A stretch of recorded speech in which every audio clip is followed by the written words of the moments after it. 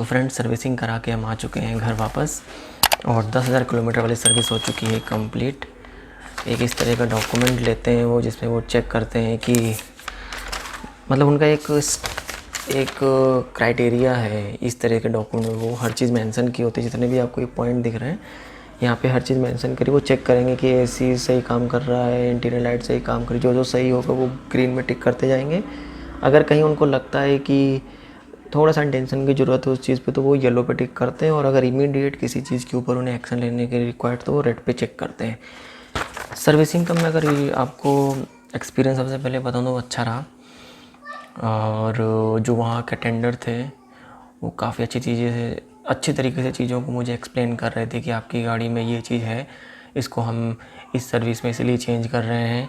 और अगर कहीं पे कुछ इशू आ रहा था उन्होंने खुद मुझे बुला के खुद बता रहे थे कि ये चीज़ आपको इशू कर सकती है, अगर आप उसको चेंज कराना चाहते हैं तो करा सकते हैं, अदरवाइज़ अभी इतना चल जाएगी, ऐसे कर उन्होंने पूरी डिटेल दी है मुझे हर चीज़ के बारे में। तो अब हम बात करते हैं कि मेरी सर्विस की जो कॉस्ट आई है। तो सर्विस की अगर मैं कॉस्ट की बात करूँ तो ये मेरी 10,000 किलोमीटर वाली सर्विस पे हार्ड ज़्यादा नहीं आई जितना मैं सोच रहा था। एटलीस्ट मैं एक्सपेक्ट कर रहा था मेरा 3 से 4,000 के बीच में मेरी सर्विस की कॉस्ट आएगी। बट अगर मैं आपको लिटरली बताऊँ तो मेरी जो टोटल सर्विस की कॉस्ट आई है वो है 1117। It means 1117 rupees. टोटल मैंने पे किया है 2453 रुपीज़। 2453 रुपीज़ में कुछ मैंने अगर मैं बताऊँ तो क्लीनिंग के रिगार्डिंग कुछ मैंने प्रोडक्ट उनके पास थे। एसी क्लीनिंग का एक प्रोडक्ट था और डैशबोर्ड की पॉलिश थी, वो मैंने परचेज़ किए थे। तो उनको ऐड करके मेरा टोटल बिल बना है 2453। और मेरे वाइपर के जो फ्रंट वाइपर के जो ब्लेड थे वो भी ख़राब हो गए थे। एक्चुअली मेरी गाड़ी ज़्यादातर बाहर ही पार्क रहती है तो धूल मिट्टी उसमें गिरता रहता है, तो जिसकी वजह से क्या है, जब मैं वाइपर को ऑन करता हूँ तो धूल मिट्टी के साथ ही चलते हैं, जिसकी वजह से ना वो ब्लेड ख़राब हो गए थे। तो वो मेरे एक चेंज हुए हैं।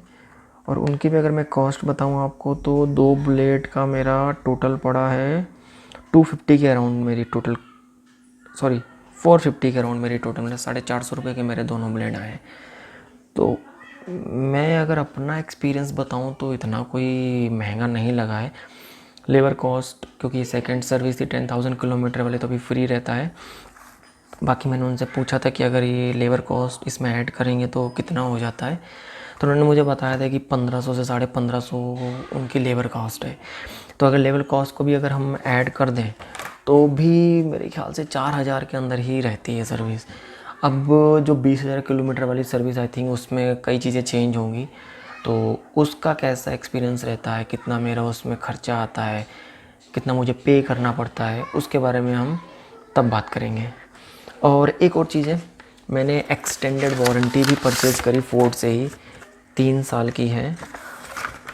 और इसके बारे में अगर मैं डिटेल बताऊँ आपको तो इस एक्सटेंडेड वारंटी में मैंने 2 चीज़ें ली हैं। एक तो कंप्लीट गाड़ी की कंपनी की तरफ से 3 साल की आपकी वारंटी आती है, या फिर 1 लाख किलोमीटर की वारंटी आती है। उसके साथ मैंने प्लस 3 ईयर की और एक्सटेंडेड वारंटी ली है। सेम कोई भी इशू आएगा, इलेक्ट्रिक पार्ट हो या मैकेनिक पार्ट हो, इंजन का कोई पार्ट हो, कुछ भी हो, वो उसमें चेंज होता है। रबड़ के आई थिंक पार्ट चेंज नहीं होते, टायर वायर तो नहीं होते हैं, तो जो मेजर पार्ट होते हैं वो चेंज होते हैं। और मेरे ख्याल से इतना कॉस्टली भी नहीं लगा मुझे, क्योंकि अगर मैं आपको टोटल इसकी कॉस्ट बताऊं, ये 3 साल का मुझे पड़ा है 24,000 का। 24,000 उन्होंने, उसमें मैं देख रहा था 36,000 का कि 3 साल के लिए एक्सटेंडेड वारंटी थी, पर मुझे डिस्काउंट मिला था इसमें, तो डिस्काउंट के साथ मुझे 24,000 की पड़ गई थी। काफ़ी ठीक लगी मुझे, इसलिए मैंने परचेज़ कर लिया। अगर मैं देखूँ 3 साल के लिए तो 8,000 रुपये आ रहा है आपका 1 साल का, मतलब 1,000 रुपये भी नहीं आ रहा है आपका मंथली। और आपको पता है बड़ी गाड़ियों में मान लीजिए कोई पार्ट ख़राब हो जाता है तो सीधे ही वो 20 से 30,000 रुपये का लग जाएगा। तो उस हिसाब से मुझे ठीक लगा, इसलिए मैंने परचेज़ करी।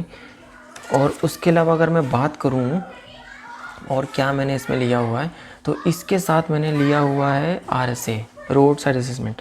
तो RSA भी मैंने 3 साल के लिए एक्सटेंड कराया है। तो मतलब अभी तक मेरा RSA जो कंपनी की तरफ से मुझे मिला हुआ है, फोल्ड की तरफ से मिला हुआ है, वो 2023 तक मिला हुआ है। मेरी गाड़ी 2020 की है, 20, 21, 22 तक मिला है, सॉरी ठीक है, 23 तक मिला, सॉरी 23 की अगस्त तक मिला हुआ है मुझे, ठीक है। तो मैंने 3 साल का और कर लिया, तो ये मेरा एक्सटेंड हो गया है, मैं आपको बताता हूँ, ये मेरा एक्सटेंड हो गया है अब अगस्त 2026 तक। तो इट मीन्स कि अगर इन केस मेरी गाड़ी कहीं पर डाउन होती है और मुझे अगर वहाँ से गाड़ी को लेके आने का ज़रूरत पड़ती है तो मुझे उसकी कोई टेंशन नहीं है, मैं RSA के थ्रू गाड़ी को पिक करवा सकता हूँ। मैंने ये भी चेक किया क्योंकि मैं हिल एरियाज़ में रहता हूँ, तो मैंने उनसे ये भी कंफर्म किया कि मान लीजिए मैं कहीं बहुत ज़्यादा आउटर में हूँ, मान लीजिए मैं लद्दाख में हूँ, रिमोट एरियाज़ में हूँ, उस कंडीशन में क्या होगा। तो उन्होंने मुझे बताया कि इनके एलियाज़ रहते हैं, तो ये उनसे कांटेक्ट करते हैं और उनके थ्रू गाड़ी को पिक करवाते हैं। तो ऑल इंडिया आपकी गाड़ी कहीं पे भी हो पिक हो जाएगी, आपको इस बारे में टेंशन लेने की ज़रूरत नहीं है, ठीक है। तो मुझे ये वर्थ लगा। तो टोटल अगर मैं कॉस्ट बताऊँ, 24,000 मेरी एक्सटेंडेड वारंटी 3 साल के लिए हुई और 2,000 रुपये के अराउंड मेरी 3 साल के लिए RSA का खर्चा आया। तो मतलब टोटल 26,000 रुपये का मेरा ये एक्सटेंडेड वारंटी के लिए मेरा खर्चा आया हुआ है। मुझे वर्थ लगा इसलिए मैंने परचेज़ कर लिया। बाकी सर्विस का एक्सपीरियंस बहुत अच्छा रहा, टाइमली गाड़ी मुझे करके दे दी। जो भी मैंने इशू रिपोर्ट की उन्होंने उसको मॉनिटर किया, उसको चेक किया, टेस्ट ड्राइव पे भी मुझे लेके गए, उन्होंने दिखाया कि हाँ सब ठीक चल रहा है कि नहीं। जब मैंने ओके किया उसके बाद ही उन्होंने गाड़ी को रिलीज़ किया। तो एक्सपीरियंस मेरा तो अभी तक फोर्ड के साथ बहुत अच्छा रहा है। और मैंने ये भी कंफर्म किया उनके साथ कि भाई फोर्ड का जो अभी चल रहा है कि वो इंडिया से एग्जिट करने वाले हैं। तो उन्होंने मुझे बड़ा क्लियर ही इस चीज़ के बारे में बताया कि देखिए अभी फोर्ड फ्री स्टाइल का शायद उन्होंने ना एक न्यू वेरिएंट उन्होंने लॉन्च किया है। तो उन्होंने साफ बोला मुझे कि ऐसा कोई भी प्लान नहीं है, पार्टनर ढूंढ रहे हैं जिससे कि मैन्युफैक्चरिंग में जो उनकी प्रोडक्शन में जो उनकी कॉस्ट है वो डिक्रीज़ हो सके। क्योंकि अभी क्या हो रहा है, 2 प्लांट हैं इनके, पूरे वो प्रोडक्शन नहीं कर रहे हैं, तो वो प्रोडक्शन के लिए पार्टनर ढूंढ रहे हैं, वो चीज़ के लिए वो ट्राई कर रहे हैं। बट उनका भी ऐसा कोई प्लान नहीं है कि वो इंडिया से एग्जिट कर रहे हैं। तो भरोसा ही कर सकते हैं हम, अभी उन्होंने बोला है जैसा भी। और मैं तो उम्मीद करता हूँ कि फोर्ड ना ही जाए, बनी रहे यहाँ पे, क्योंकि फोर्ड की गाड़ियाँ डेफिनेटली बहुत अच्छी हैं। और उनका ये भी प्लान है कि वो हो सकता है इन फ्यूचर माइट भी जो उनके इंटरनेशनल के जो प्रोडक्ट हैं वो भी इंडिया में वो लॉन्च करेंगे। अगर वो इंडिया में इंटरनेशनल प्रोडक्ट को लॉन्च करते हैं तो डेफिनेटली जो मुझे लगता है फोर्ड की जो सेल्स हैं वो काफ़ी इंक्रीज़ होंगी। ये जो रूमर्स की वजह से मैंने डीलरशिप में भी बात करी थी सलूजा फोर्ड में, वहाँ पे हरुण जी हैं जो मेरे जान पहचान के हैं, जिन्होंने मुझे गाड़ी परचेज़ कराने में काफ़ी हेल्प करी थी। तो उनसे भी मैंने बात किया तो उन्होंने बोला है कि जितना भी रूमर्स उड़े हैं इसकी वजह से हुआ क्या है कि सेल पे भी काफ़ी इफ़ेक्ट पड़ा है। क्योंकि लोग सोच रहे हैं कि हो सकता है कि हम गाड़ी ख़रीदें और वो फोर्ड यहाँ से एग्जिट कर जाए। बट अगर आप गाड़ी ख़रीदते हैं तब भी टेंशन की बात नहीं है। उन्होंने मुझे कंफर्म किया है कि बाय इंडियन गवर्नमेंट लॉ अगर कोई कंपनी एग्जिट करती है इंडिया से, उसको मिनिमम 10 साल के लिए अपनी सर्विसेज देनी पड़ेंगी। इट मीन्स अगर फोर्ड का सेल्स बंद होता है तो उसकी सर्विस बंद नहीं होगी, उसके लिए आपको टेंशन लेने की ज़रूरत नहीं है। इंडिया से फोर्ड एक्सपोर्ट भी करता है गाड़ियाँ, इंडिया में सेल नहीं हो रही, लेकिन फिर भी वो जो एशिया स्पेसिफिक जो कंट्रीज़ हैं वहाँ पे वो एक्सपोर्ट भी करता है। तो मेरे हिसाब से इतना टेंशन लेने की बात नहीं है इसके लिए। और बाकी बस जी यही डिटेल आपके साथ शेयर करनी थी। उम्मीद करता हूँ आपको वीडियो पसंद आया होगा, इन्फॉर्मेशन आपको पसंद आई होगी।